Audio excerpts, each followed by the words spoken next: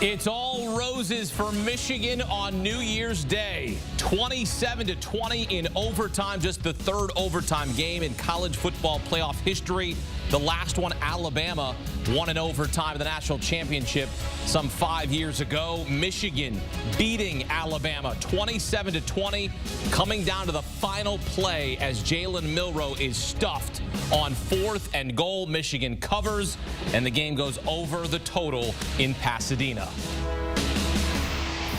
Back here with two-time Super Bowl champ Bryant McFadden. Wow, what a game. That game was epic as we go into overtime, but that final play, you had a problem with that play call. No question, because I understand you want to get the football into your star player's hand, the quarterback, Jalen Milroe, but you're running a quarterback draw into pressure.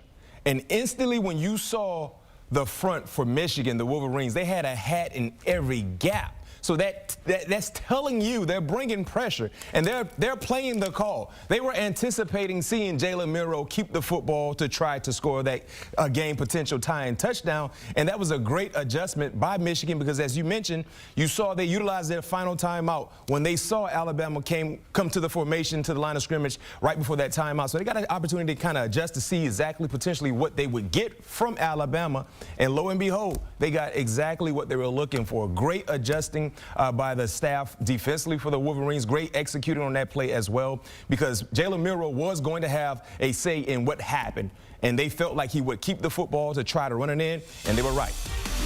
How about what J.J. McCarthy did for Michigan? Yeah. To lead them on an 8-play, 75-yard drive in 3 minutes. It was aided by a couple of penalties. Roman Wilson catching the touchdown pass to tie it, the PAT to make it 20-all.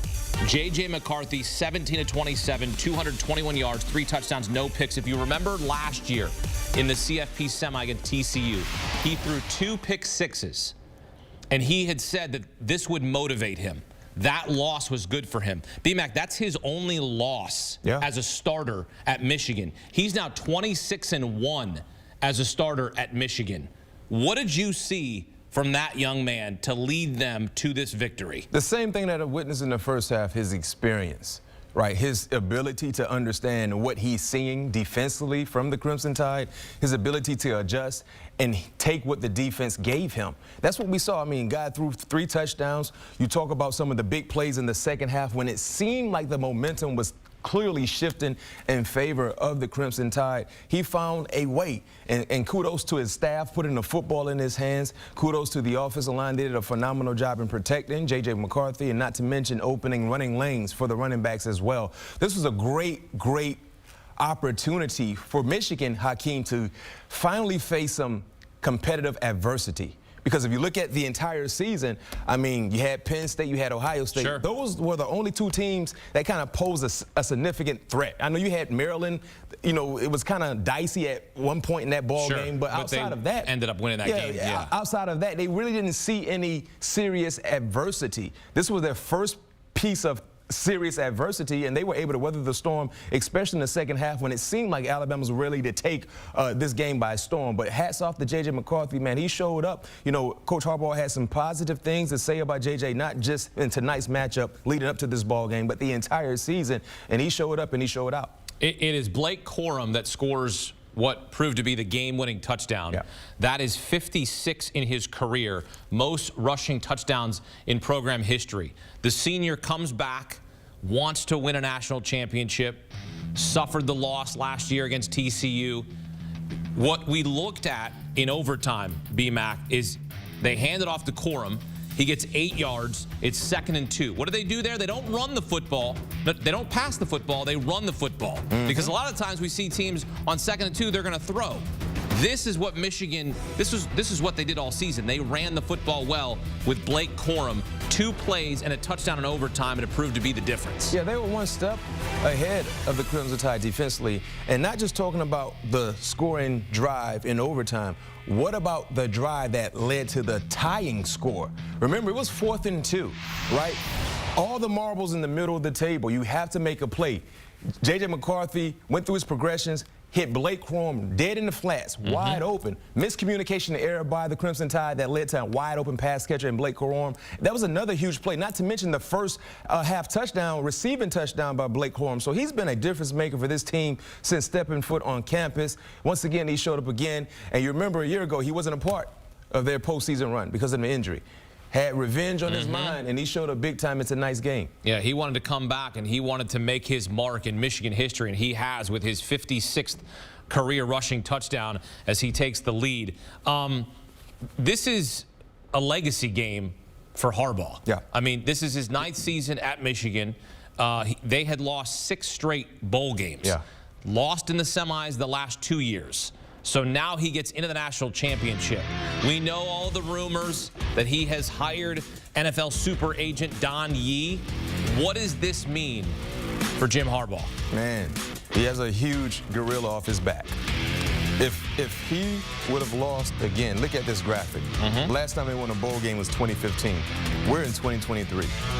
The more recent losses in postseason play were playoff games. And most of these games outside of TCU, and then if you go back to 2017 and 2016, they were not competitive. And they had extremely gifted players on all of these teams that took an L.